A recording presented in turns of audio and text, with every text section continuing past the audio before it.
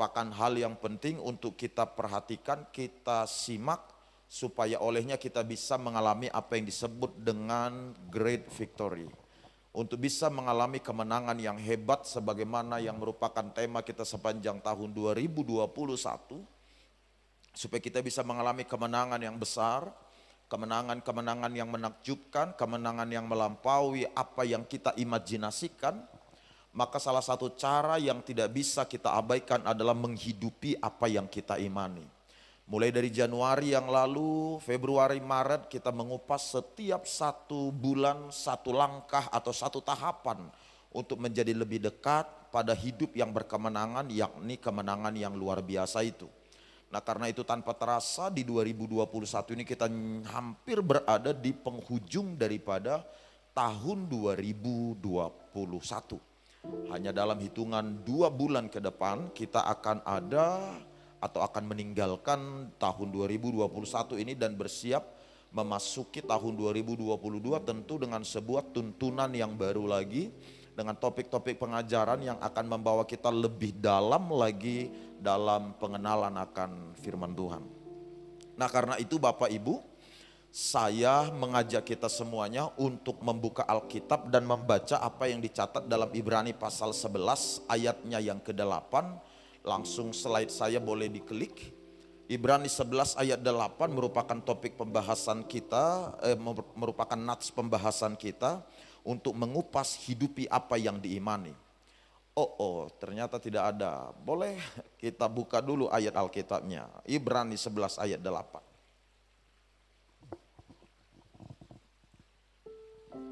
Kalau saudara sudah ketemu, saya mengajak kita membacanya bersama-sama Bapak Ibu. Sekali lagi Ibrani 11 ayat 8. Dalam hitungan ketiga, kalau ibu bapak sudah menemukan ayat Alkitabnya, kita baca bersama ya. 2, 3, ya. Karena iman Abraham taat ketika ia dipanggil untuk berangkat ke negeri yang akan diterimanya menjadi milik pusakanya. Lalu ia berangkat dengan tidak mengetahui tempat yang ia tujui. Bapak Ibu sahabat-sahabat sekalian, sebelum saya mengajak kita menemukan apa yang ingin disampaikan oleh nats bacaan kita ini, saya ingin terlebih dahulu memberitahukan kepada saudara sekilas keistimewaan Abraham di hadapan Allah atau dalam pandangan Tuhan Allah. Kalau saudara memperhatikan kitab perjanjian lama, kemudian kitab perjanjian baru, dan kemudian saudara mempelajari atau mencari informasi tentang Abraham yang dicatat dalam pasal-pasal kedua kitab kita itu, maka saudara bisa menyimpulkan atau dengan mudah mengerti bahwa Abraham ini ternyata seorang yang istimewa di hadapan Allah. Salah satu indikasi yang menyatakan bahwa Abraham ini istimewa di hadapan Allah, dia disebut orang yang diperkenan Allah atau sahabat karibnya Tuhan Allah. Bukan hanya di situ Bapak Ibu, kalau melihat apa yang disampaikan dalam kitab Roma pasal 4 ayat 11, di sana dikemukakan bahwa Abraham ini adalah bapak segala orang percaya. Sebutan menjadi bapak segala orang beriman tidak ditujukan kepada sembarangan orang atau kepada semua orang, walau mereka dikategorikan sebagai tokoh iman dalam perjanjian lama. Ada banyak yang dikategorikan sebagai tokoh-tokoh iman yang memang oleh karena iman luar biasa yang mereka punya, hal-hal luar biasa pun terjadi pada mereka. Bukan hanya Abraham. Tetapi sebutan untuk menjadi bapak orang beriman atau bapak orang percaya itu ditujukan atau diberikan kepada Abraham. Lebih lanjut lagi Bapak Ibu, kalau memperhatikan apa yang ditulis oleh Rasul Paulus dalam kitab Roma pasal 4, Rasul Paulus serta rasul-rasul lainnya telah mendiskusikan, bahkan berdebat dengan serius, lalu kemudian mereka bersepakat untuk menjadikan kehidupan Abraham sebagai bukti yang baku di sepanjang sejarah untuk menjelaskan bahwa seseorang dibenarkan bukan karena perbuatan melainkan karena iman. Kehidupan Abraham atau kepribadian Abraham dijadikan menjadi bukti yang sah. Dan ini berlaku sepanjang sejarah. Ini menjelaskan betapa luar biasanya sebenarnya kehidupan Abraham ini. Sehingga kepribadiannya dijadikan menjadi alat pembanding, atau lebih tepatnya menjadi bukti yang baku bahwa memang seseorang dibenarkan karena iman. Dan kita semuanya tentu mengerti bahwa kita mengenang Abraham bukan karena dia melakukan hal-hal yang sempurna, bukan karena kepribadiannya sempurna, perbuatannya sempurna. Kita mengenang Abraham karena iman luar biasa yang diperlihatkannya atau yang dimilikinya. Dan juga karena pengabdian serta ketaatannya kepada apa yang diimaninya. Abraham ini dijadikan menjadi bukti yang baku bahwa seseorang dibenarkan hanya karena iman, bukan karena yang lain. Tentu Abraham tidak lepas dari sisi lemah, dari sisi kekurangan. Tetapi imannya yang luar biasa itulah yang membuat Allah memperhitungkan apa yang dilakukannya sebagai kebenaran atau imannya sebagai kebenaran. Lalu kalau saudara kembali memperhatikan pengalaman kepribadian Abraham pun telah dijadikan sebagai ketetapan bahwa seseorang diselamatkan hanya melalui iman, bukan yang lain. Pengalaman kepribadian Abraham juga telah dijadikan sebagai ketetapan bahwa seseorang bisa mengenal Allah hanya melalui iman. Seseorang diperkenan oleh Allah juga hanya oleh iman. Pengalaman kepribadian Abrahamlah yang menjadi gambaran akan hal tersebut. Karena itu Bapak Ibu, kalau saudara mengira bahwa hidup kita ini diperkenan Allah atau tidak, kita ini selamat masuk surga atau tidak, itu karena pengaruh perbuatan kita, apa yang kita lakukan, itu artinya kita belum memahami Alkitab secara baik. Bahkan sejak perjanjian lama di mana Yesus belum muncul ke muka bumi ini, Allah telah memperhitungkan iman seseorang dan menjadikan iman seseorang sebagai dasar bagi Allah untuk memperhitungkan kebenaran yang mereka perbuat. Nah, oleh karena itu Bapak Ibu saudara-saudara, saya sebut di awal tadi Abraham ini sesuatu yang sangat istimewa. Kepribadiannya, pengalamannya telah dijadikan menjadi bukti yang baku atau sebuah ketetapan untuk menjelaskan pada semua orang bahwa seseorang itu dibenarkan, seseorang mengenal Allah, seseorang diperkenan oleh Allah, seseorang diselamatkan hanya oleh iman sebagaimana yang diperlihatkan oleh Abraham. Nah, setelah mempelajari Alkitab Bapak Ibu, saya menemukan bahwa alasan kenapa kemudian kehidupan Abraham ini menjadi begitu istimewa di hadapan Allah. Sehingga kepribadiannya, pengalamannya dijadikan menjadi bukti yang baku, menjadi sebuah ketetapan untuk menjelaskan pada semua orang bahwa semua orang dibenarkan, diselamatkan, diperkenan oleh Allah, menerima keselamatan itu hanya karena iman. Alasan kenapa kehidupan kepribadian Abraham yang dijadikan menjadi barometer atau menjadi tolok ukur untuk menjelaskan hal tersebut ialah karena Abraham ini ternyata adalah orang yang menghidupi apa yang ia imani, Bapak Ibu. Sekali lagi saya ulangi, Abraham adalah orang yang menghidupi apa yang dia imani. Dia tidak hanya sekedar percaya kepada Allah, tetapi juga dia memperlihatkan kepercayaannya itu dalam kehidupannya sehari-hari. Mudah bagi seseorang untuk melihat Abraham adalah orang yang percaya, Abraham adalah orang yang beriman dari tindakan-tindakan yang diperlihatkannya di keseharian.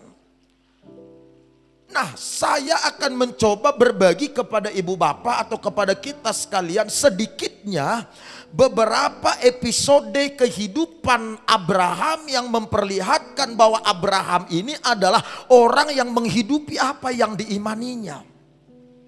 Kita tidak akan bisa mengerti bahwa seseorang benar-benar menghidupi apa yang diimaninya kalau kita tidak melihat episode-episode kehidupan yang dia perlihatkan atau yang dia jalani.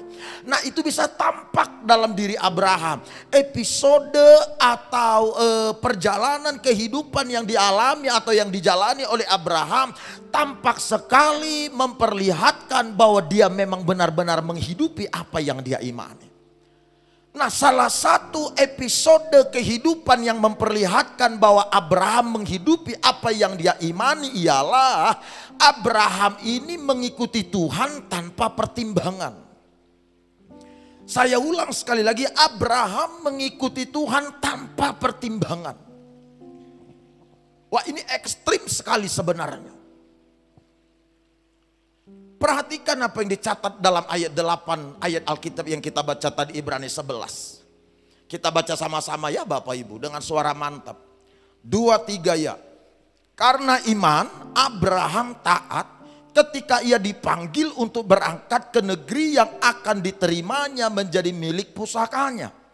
Lalu ia berangkat dengan tidak mengetahui tempat yang ia tujui. Alkitab menjelaskan pada kita Bapak Ibu, ketika panggilan untuk meninggalkan negerinya, meninggalkan sanak saudaranya, meninggalkan rumah ayahnya datang kepada Abraham.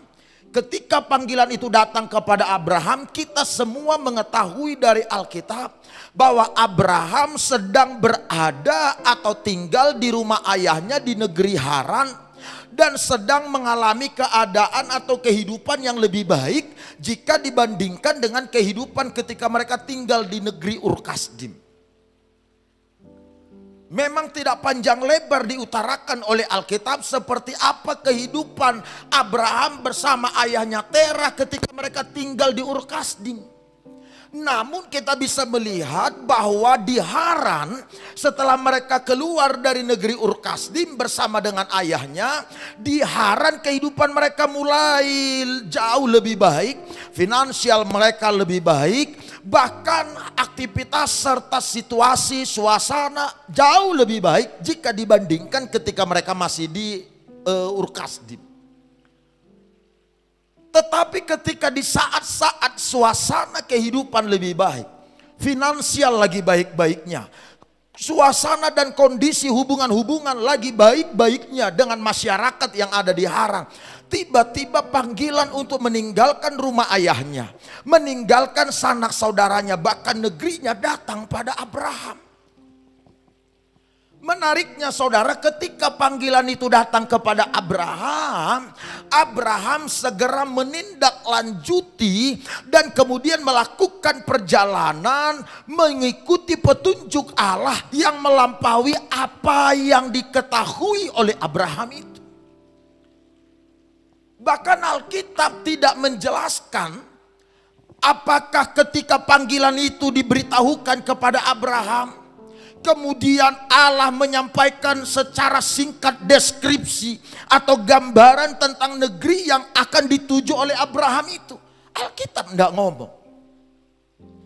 Tidak sedikit pun bunyi dari ayat-ayat Alkitab yang memberitahukan bahwa Allah memberikan sebuah kepastian, sebuah informasi data yang akurat pada Abraham bahwa Allah telah menyediakan hal-hal yang luar biasa bagi Abraham, bagi keluarganya, bagi keturunannya ketika dia tiba di negeri itu. Hal ini tidak disampaikan sejak dari awal secara terang benderang. Allah cuma ngomong, aku akan memberkati engkau. Walau gambaran tentang negeri yang diminta oleh Allah untuk didatangi oleh Abraham itu tidak diberitahukan secara konkret, secara terang benderang. Bahkan seperti apa penyediaan Allah di sana tidak disampaikan kepada Abraham. Menariknya Abraham mengikuti petunjuk Allah untuk pergi ke negeri yang akan ditunjuk oleh Tuhan itu kepadanya.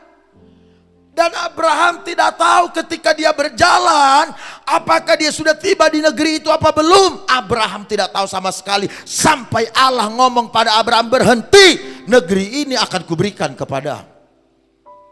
Jadi Abraham ketika panggilan untuk meninggalkan rumah ayahnya, sanak saudaranya, negerinya, ketika panggilan itu datang, Abraham tidak mencari pertimbangan dari siapapun.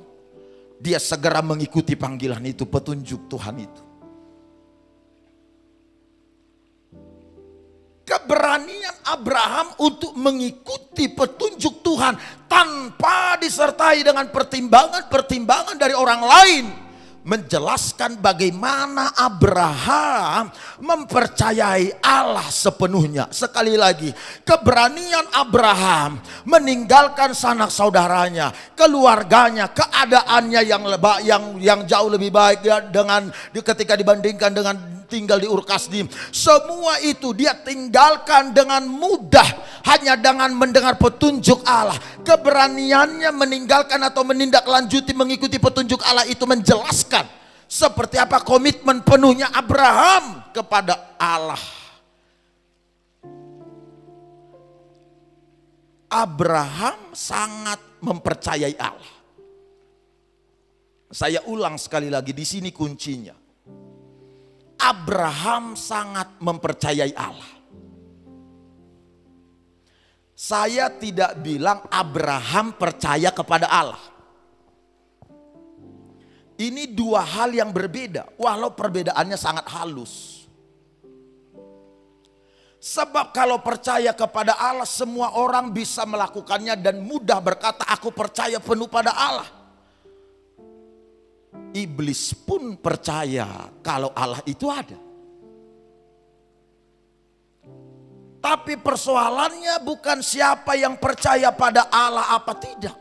Persoalannya adalah apakah kita mempercayai Allah atau tidak. Abraham mempercayai Allah. Dia tidak cuma sekedar percaya kepada Allah, tapi mempercayai Allah. Mempercayai Allah artinya dia menyerahkan secara penuh kehidupannya. Dia menyerahkan secara penuh apa yang dia tidak ketahui, apa yang dia tidak mengerti, apa yang dia belum pahami. Dia percayakan penuh kepada Allah. Dia yakin bahwa Allah tidak pernah salah meminta Abraham melakukan sesuatu. Abraham percaya Allah menyediakan yang terbaik bagi dia. Abraham percaya Allah tidak pernah salah meminta Abraham melakukan sesuatu. Abraham mempercayai Allah. Kalau ingin melihat penjelasan tentang mempercayai Allah secara penuh, itu bisa kita temukan dalam diri 3 orang pria Yahudi yang bernama Sadrah, Mesah, dan Abednego. Dalam kitab Daniel pasal 3 disampaikan bahwa ketiga pria Yahudi ini terancam untuk dilempar ke dalam perapian, ke dapur perapian yang menyala-nyala karena tidak mengikuti perintah sang raja.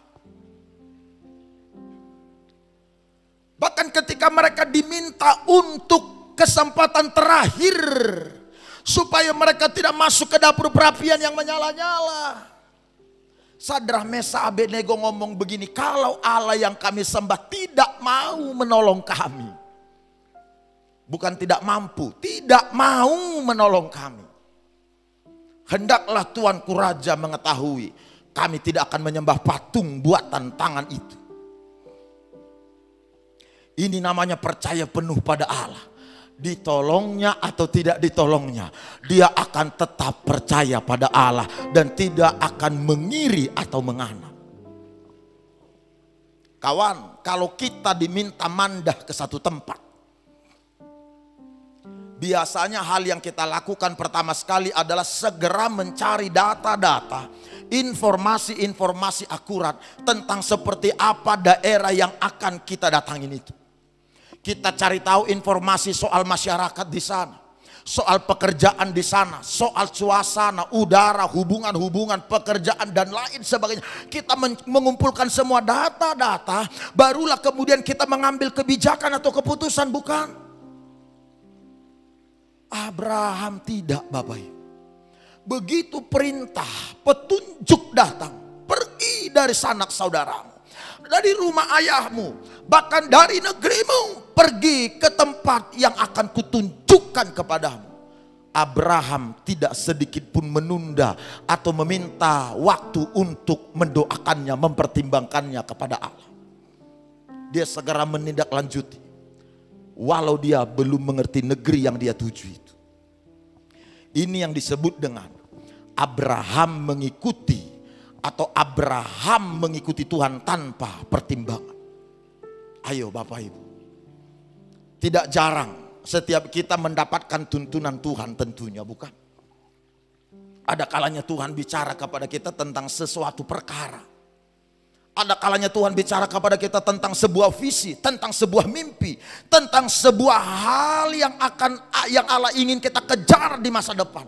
Allah sering sekali ngomong ini melalui khotbah yang kita dengar, buku yang kita baca, bahkan melalui petunjuk serta nasihat-nasihat para pemimpin-pemimpin rohani. Setelah kita mendengar semua yang Allah ingin kita kejar, kita capai, cenderung kita lakukan, kita sampaikan, kita katakan apa? Kasih saya waktu untuk mendoakannya, Pak Pendeta. Kasih saya waktu untuk merenungkan, untuk mempertimbangkannya. Begitu bukan? Tapi dengar, kalau mau melihat penyediaan Allah itu masuk dalam kehidupan kita atau menjadi nyata dalam kehidupan kita, dengar kawan, jangan pernah mempertimbangkan apapun kalau Tuhan yang sudah ngomong untuk kita lakukan. Yang setuju tepuk tangan bagi Tuhan Allah. Sekali lagi yang setuju katakan amin. Kalau Tuhan ngomong ampuni orang itu, jangan pernah menunda. Kalau Tuhan bicara maafkan orang itu, jangan pernah menunda. Kalau Tuhan ngomong berkati orang itu, jangan pernah menunda. Kalau Tuhan bicara layani aku, jangan pernah menunda. Keistimewaan Abraham ini yang harus saudara ketahui adalah Abraham ini paham bahwa kalau menunda itu, atau kalau menunda untuk melakukan petunjuk Allah, cenderung membuat apa yang merupakan kehendaknya menjadi tidak jelas bagi kita. Abraham paham seolah-olah menunda melakukan apa yang merupakan kehendak Allah itu seolah-olah dosa. Makanya dia tidak pernah menunda untuk melakukan apa yang merupakan instruksi dari Tuhan Allah. Itu yang disebut dengan menghidupi apa yang diimani. Tidak mudah kawan membawa keluarga, harta benda, ternak, peliharaan lainnya, meninggalkan tempat yang dia sudah nyaman, berjalan ratusan kilometer, lebih dari 800 kilometer dari negeri Haran, berjalan menuju tempat yang sama sekali baru, terpisah dari rekan-rekannya, dari keluarganya, dari hubungan-hubungan yang sudah terbangun selama ini. Tidak mudah sobat. Bahkan pada kala itu kalau seseorang sudah mencabut pancang tiang kemahnya, tonggak tiang kemahnya, tidak mudah lagi untuk memasangnya. Tidak mudah lagi untuk mematoknya karena sudah diambil orang. Karena sudah dikuasai orang lahan itu. Abraham dia cabut semua tenda-tendanya. Dia bawa keluarganya, ternaknya. 800-an kilometer lebih dia berjalan kaki siang malam. Demi menuju negeri yang sama sekali dia belum ketahui dan belum mengerti. Tentang petunjuk Allah, dia tidak pernah meragukan. Saya melihat begini kawan. Penyebab kenapa banyak orang tidak melihat atau tidak mengalami hal-hal yang terbaik dalam hidupnya, bukan karena mereka tidak diberi kesempatan, Bukan karena mereka tidak memiliki peluang atau potensi. Sebaliknya, karena mereka sering sekali menunda untuk melakukan apa yang merupakan petunjuk Tuhan bagi. Makanya kita ini harus punya kemampuan. Kita ini dituntut punya pengertian untuk bisa menangkap kegerakan Tuhan atau maksud Tuhan atas kita, rencana Allah atas kita. Kalau Tuhan sudah ngomong bergerak, kita harus bergerak. Jalan, kita harus jalan.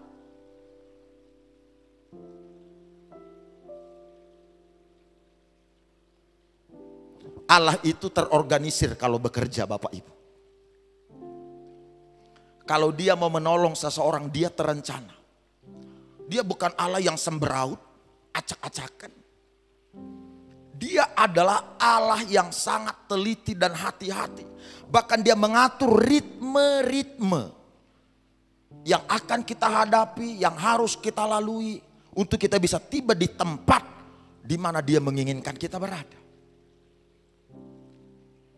Sekali saudara berkata ya pada petunjuk Allah,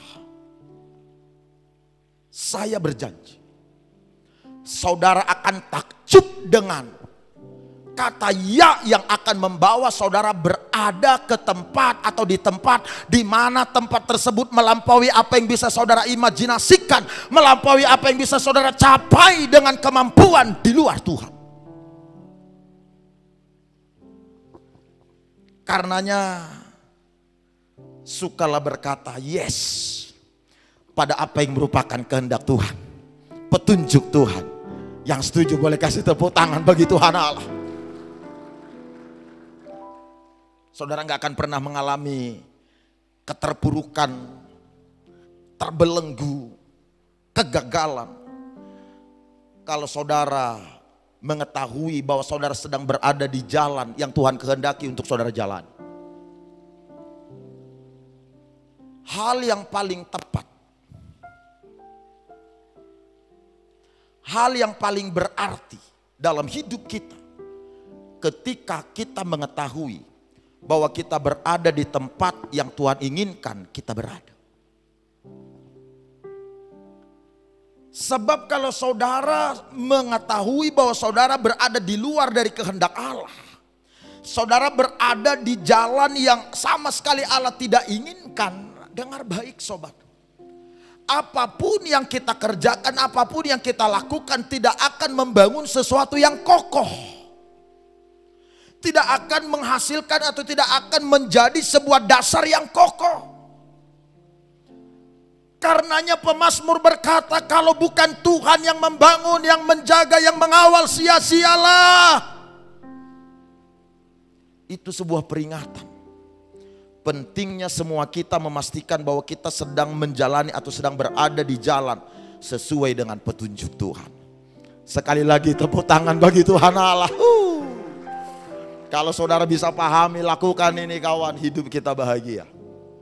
Saudara nggak perlu cemas dan khawatir dengan semua situasi, bahkan dengan keadaan-keadaan yang ada. Sekali lagi dengar, ikuti Tuhan tanpa pertimbangan.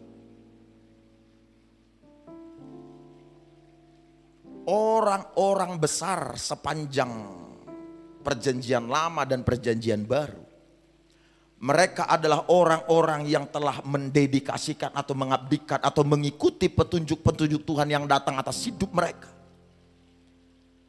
Bahkan walau kadangkala apa yang Allah janjikan, apa yang Allah rancangkan itu tidak segera terjadi dalam waktu dekat atau dalam jangka waktu yang sangat pendek. Tetapi mereka tidak pernah menunda untuk menindaklanjuti apa yang merupakan petunjuk Tuhan atas hidup mereka, tuntunan Tuhan atas hidup mereka.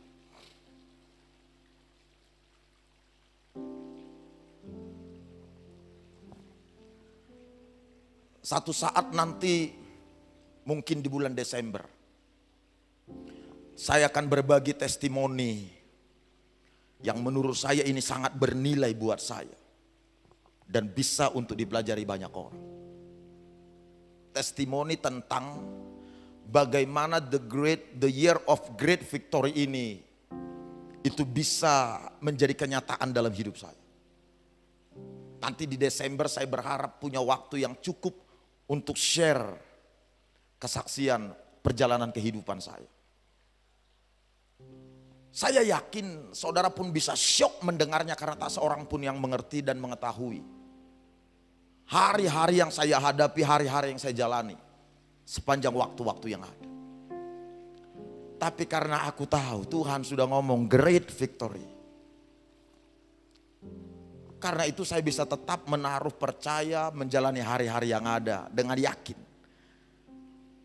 Bahwa tangan Tuhan yang hebat menyertai, memberkati dan menjaga kita. Hal yang sama akan terjadi dalam kehidupan saudara sekalian. Kedua, coba kita lihat. Episode kehidupan Abraham yang memperlihatkan bahwa Abraham adalah orang yang menghidupi apa yang dia imani. Itu terlihat jelas bagaimana Abraham mempercayai Allah dalam jangka panjang. Ini sangat menarik. Tapi kita baca dulu yuk apa kata Ibrani pasal 11 ayat 11 sampai 12.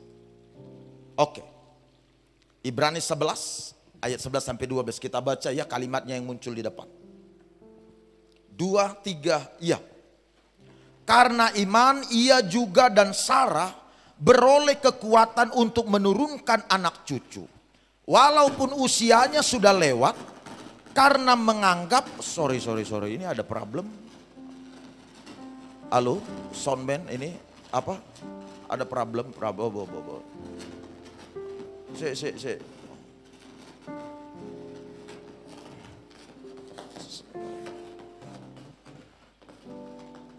Ayo.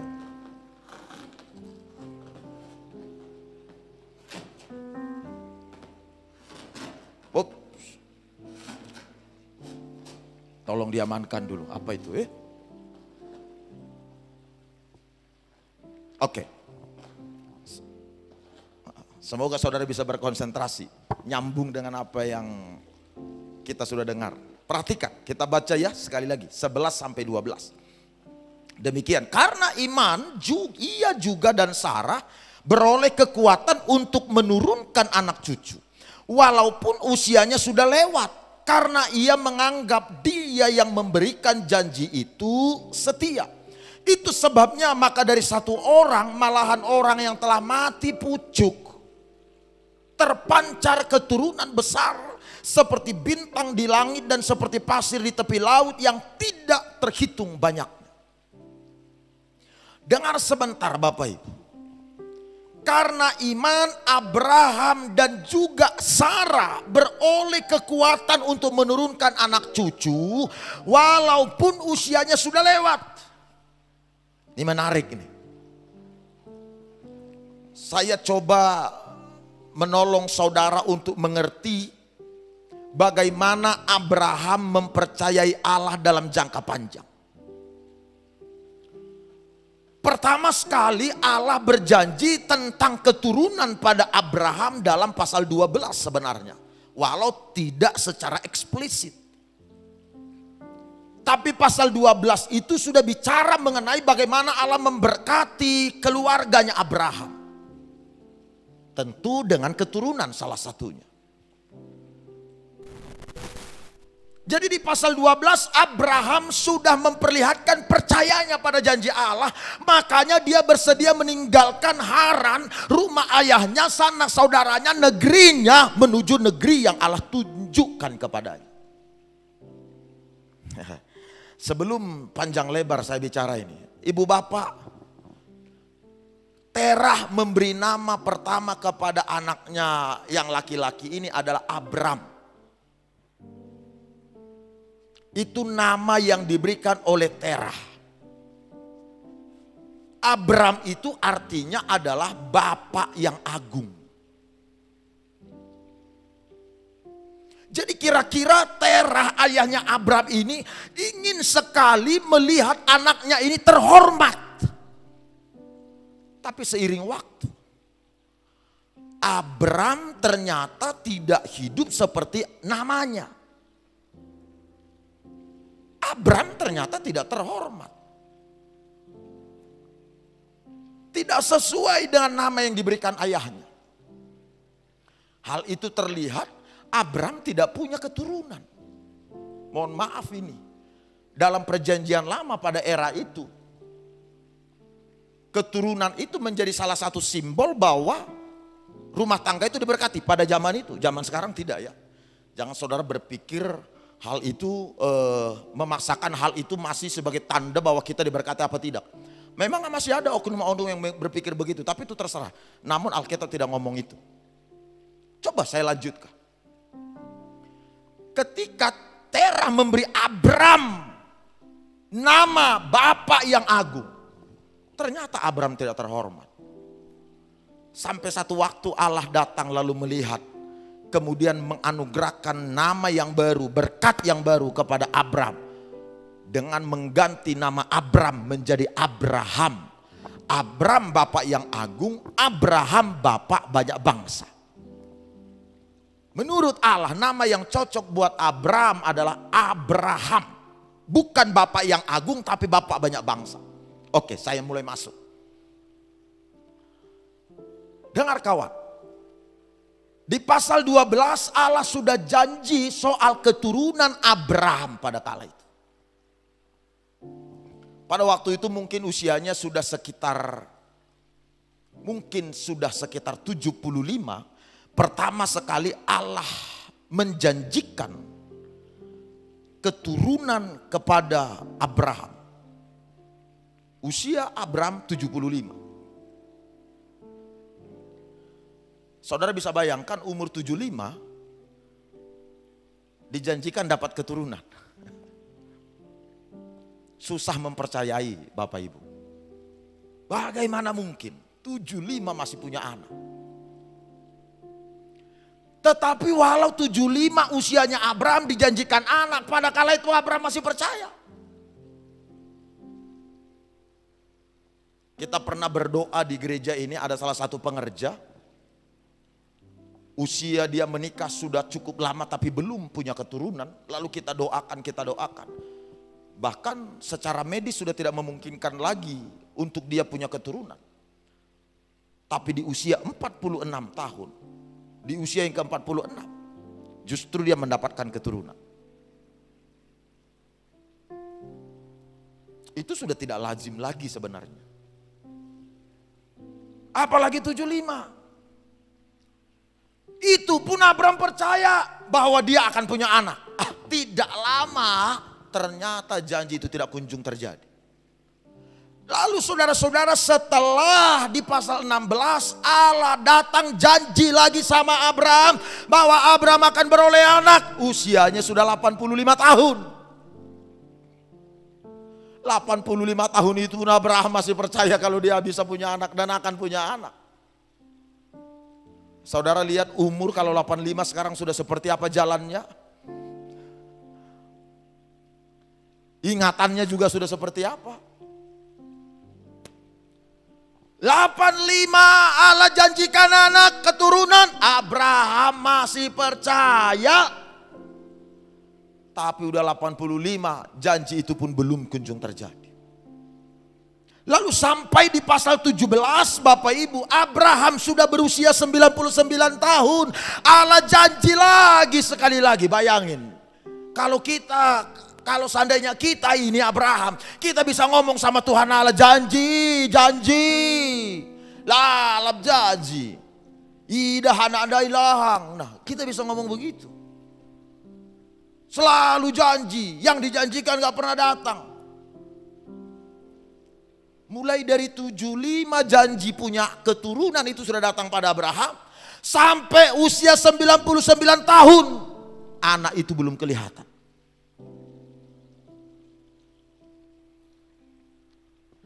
Barulah setelah Abraham usia 100 tahun, Sarah mengandung dan melahirkan Ishak. Coba dengar. Percayanya Abraham, sekali lagi, percayanya Abraham kepada Allah panjang kan? 75 dia percaya.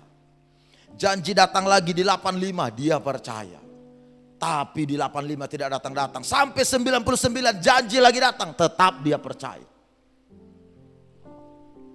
Usia 100 baru janji itu terjadi. Gini kawan. Iman, saya ulang. Iman bukanlah sesuatu yang segera terjadi atau yang segera terlihat ketika pertama sekali saudara jumpa dengan Allah. Lalu selesai. Iman adalah sebuah proses,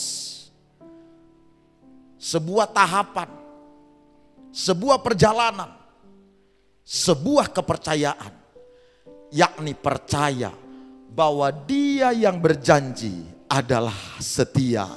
Yang mengerti sekali lagi, tepuk tangan bagi Tuhan Allah. Abraham percaya bahwa Allah yang janji akan beri keturunan. Abraham percaya dia setia. Janji lagi, Abraham percaya dia setia. Janji lagi, Abraham percaya dia setia. Abraham tahu tidak ada persoalan, tidak ada masalah di hadapan Allah dalam hal menggenapi janji. Tapi Allah sering sekali mengatur waktu. Allah sering sekali mengatur ritme.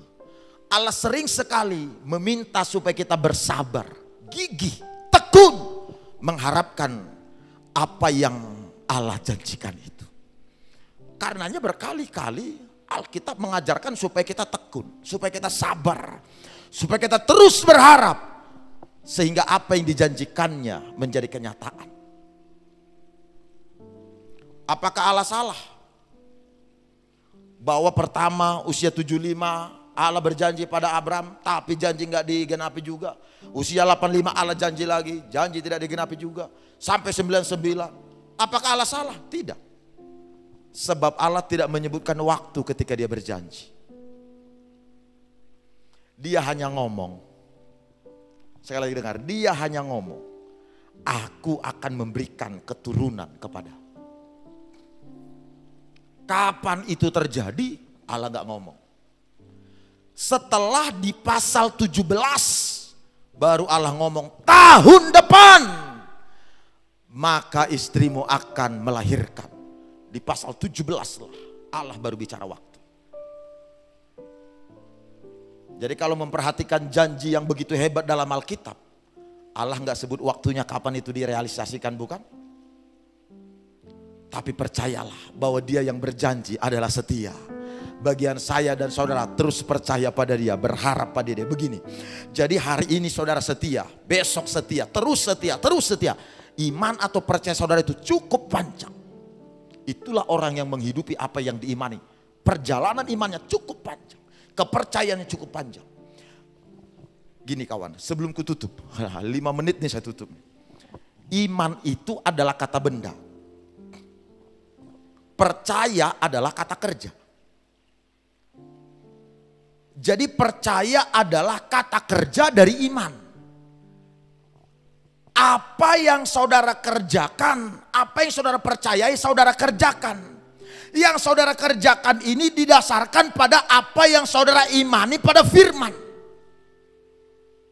Jadi ketika saudara mengimani bagian firman Allah yang berkata tentang sesuatu hal atas saudara, atas masa depan saudara, atas kehidupan saudara, atas hari esok saudara, atas penyakit saudara, atas finansial saudara, ketika saudara mengimaninya, mempercayainya, karena saudara melihat itu dicatat dalam Alkitab, dalam firman Allah, bertindak. Percaya saudara itu adalah tindakan yang menjelaskan apa yang saudara imani dari firman Allah. Karenanya percaya, iman itu beda dengan akal sehat, dengan pengetahuan sehat. Akal sehat kita, dia akan menilai, akan melihat apa yang tampak di depan mata. Iman, percaya, dia melihat melampaui apa yang tidak tampak di depan mata. Tetapi itu ada di dalam firman Tuhan Allah. Yang ngerti boleh ngomong amin yuk. Yang ngerti sekali lagi katakan amin. Itulah iman. Karena itu ketika saya dan saudara sebagai orang beriman, imannya kepada Allah, percayanya pada Allah terus saudara jaga, ini akan menjadikan saudara menjadi makhluk seperti Tuhan yang Tuhan inginkan. Apa yang Tuhan inginkan dari kita ini? Sederhana keinginan Tuhan dari kita. Matius 17 dia ngomong, tidak ada yang mustahil bagi orang yang percaya. Tepuk tangan bagi Tuhan Allah. Allah ingin saudara mengalami ini secara nyata. Makanya percayanya, imannya mesti panjang.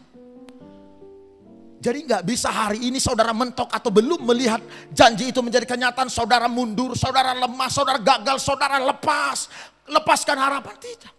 Seperti naik sepeda Bapak Ibu. Saudara harus terus mendayungnya, menggayuhnya, supaya saudara bisa berjalan dan tiba di tempat tujuan. Kalau begitu saudara berhenti mendayung, saudara bisa jatuh. Saudara bisa tidak tiba dimanapun. Begitulah hidup dalam mengikuti panggilan Tuhan ini. Saudara harus terus mendayung.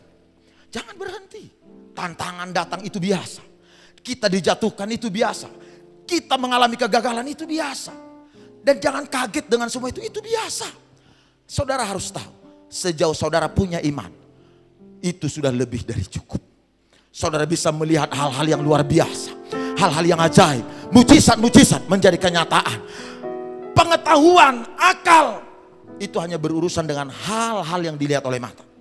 Iman berurusan dengan mujizat.